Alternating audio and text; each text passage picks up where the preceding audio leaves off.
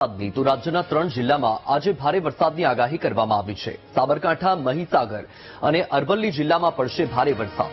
બનાસકાંઠા, પાટણ, મહેસાણા, ખેડામાં મધ્યમ વરસાદ પડશે।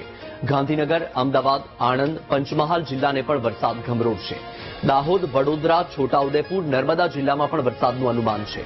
આ સાથે જ ભરૂચ, સુરત, ડાંગ, નવસારી, વલસાડ જિલ્લામાં પણ વરસાદ વરસે તેવી પૂરેપૂરી સંભાવના। તાપી, સુરેન્દ્રનગર, રાજકોટ, બોટાદ અને જામનગરમાં પણ વરસાદની વકી છે।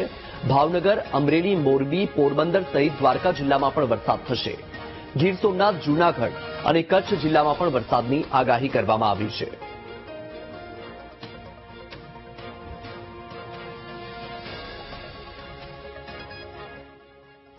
બનાસકાંઠા અને વાવ-થરાદ જિલ્લામાં વરસાદી માહોલ જામ્યો છે। ધાનેરા શહેરમાં 1.5 ઇંચ વરસાદ પડ્યો। મુખ્ય બજાર, નેનાવા રોડ વિસ્તારમાં પાણી ભરાયા। જૂના બસ સ્ટેન્ડ અને ડીસા રોડમાં પણ પાણી ભરાયા। રોડ પર પાણી ભરાતા વાહન ચાલકો મુશ્કેલીમાં મુકાયા।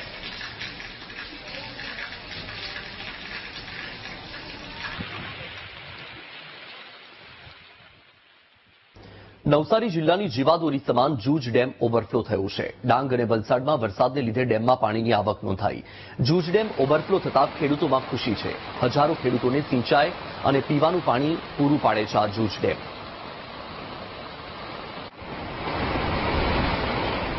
તો આ દ્રશ્ય છે તમારી ટીવી સ્ક્રીન પર નવસારી જિલ્લામાં આવેલો જૂજ ડેમ।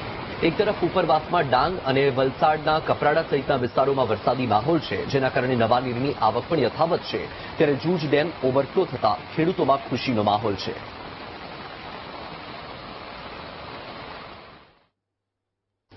નર્મદા જિલ્લામાં વરસાદથી જળાશયો છલકાયા। સાગબારાનો ચોપડવાવ ડેમ સિઝનમાં પ્રથમવાર ઓવરફ્લો થયો છે। ચોપડવાવ ડેમમાં મહત્તમ સપાટી 187 મીટરની ઉપરથી વહી રહ્યું છે પાણી। ડેમ પાણીથી છલકાઈ જતા પંથકના ખેડૂતો ખુશખુશાલ છે। સાગબારા, ડેડિયાપાડાના ખેડૂતોને સિંચાઈનો લાભ મળશે।